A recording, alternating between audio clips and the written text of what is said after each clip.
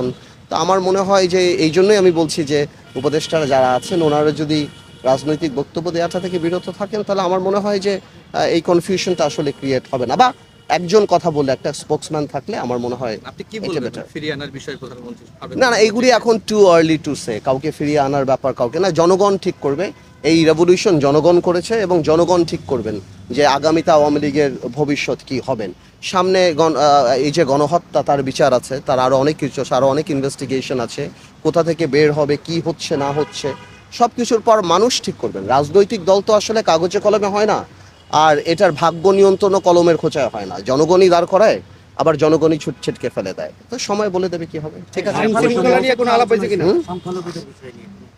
না না না, সংখ্যালঘুদের নিয়ে দিয়েও এই আলাপটা হয়নি। তবে এটা সত্যি কথা, মানে আমার আগে যারা আলাপ করেছেন, পরে আমি যাদের সাথে কথা বলেছি, এটা নিয়ে আমরা সবাই কনসার্ন যে আমরা সংখ্যালঘুদের এই প্রোটেকশনটা কিভাবে